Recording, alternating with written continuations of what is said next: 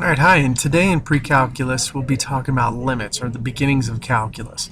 And limits are actually just functions that help us find value of a function as we get closer and closer to an x value.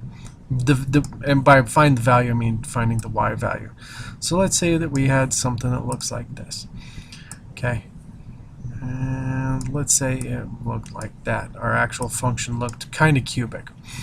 Okay, so let's say that our x value was down here. Let's say it was at a. Okay. All right, as you can see, a corresponds to a certain y value. And what we would do is we would just line it up with that. Let's call that b. Okay. Now, what we would do is we would go along the graph and actually approach a from two sides. In calculus, you approach it from both the left and the right hand side, and you approach it from right here. Okay, and see what value you're going to get. So whenever you say the limit as we approach a, what is the limit going to be? The limit is actually going to be b. So here's what it's going to look like. Okay, and so what you would do is you would say the limit as x approaches a of f of a, or we could actually go back and probably call this f of x. Yeah. A is where you would plug in for x, okay, and it actually approaches b. So as long as you remember that your x value is going to be right here and your y value is going to be right here, and you can look at a graph and find it, it's pretty easy. Okay, now one thing that I like to really take a look at and just work with, on especially on pre-calculus, is continuous and discontinuous. Okay, now discontinuous is when your limit and your actual value don't equal each other. And there's this actual proof. Let me show you real fast. All right. And the actual definition of continuous function. So if something is continuous, continuous. Okay, so if it's continuous, basically what this is saying is that the limit, as I find the limit, is also equal to me plugging it for the actual function. So it's continuous. I like to point out continuous as a nice smooth line that I can trace with a pencil and not have any sharp corners. That's continuous. If it is discontinuous, I'm going to have to pick up the pen at one point and move it to somewhere else to actually continue to draw my graph. So for example, piecewise functions are one of the most notorious ones for not being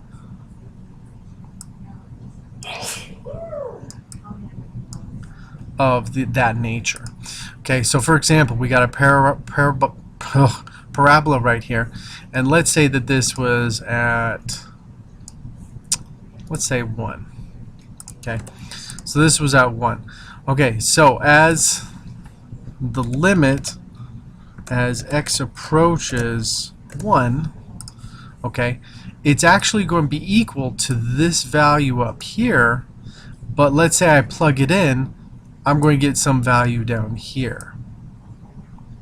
Okay, and this is called a jump discontinuity. We're jumping from one graph to the other.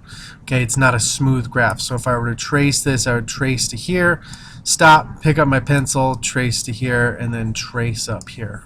Okay, and that's not continuous. All right. So as I work with this, this is just an example of one that really does happen. Another example of one that really doesn't work is actually an absolute value function. As soon as we start tracing, boom, right here we have to do sharp turn. So I want a smooth continuous curve that can actually work with it. Now the reasons why this one doesn't work are actually very rooted in calculus, and the reason being is that you can't find the derivative of this actual part right here at that point. Okay, and that's the big issue with it. But the big issue with discontinuity is that you're picking up your pencil when you're drawing your graph and just working it out. Okay, now finding limits. One way to actually find limits is to plug in your value. So plug in value for limit. Okay, now that's all good and dandy and everything, but what if all of a sudden you plug in and you get a undefined term? Factor is another way to actually work with, and you go factor and simplify. Okay, if you factor and simplify, it just makes your job so much easier when you work on it that way. Okay, What you can also do is look at the graph and see how it approaches it. So for example, just like what we did, you just take a look at the graph and you see, okay, what number is it approaching? Oh, it's approaching whatever B is as I approach A. Okay, if you use that, that should make your job a whole lot easier too. Also, you could look at the table, and you want to get really close to whatever A is. You don't want to get exactly A, because you might get a value that is undefined, but if you get really close, like if you're approaching 1, you might want to get really close at 1.0001 or 0.9999, you know, something like that. And when you start looking at that way, it's like, oh, that makes so much sense why that works that way. Okay, now there's actually a whole bunch of ways, and you'll learn that in calculus, but this is just the beginnings of calculus and just talking about the limits right now from a pre-calculus standpoint. Okay, all right, that is it for limits with pre-calculus. Just remember these simple facts right here and just use them to the best of your ability while working on this stuff, and you guys will be totally fine. Okay, thank you. Have a great day. Bye.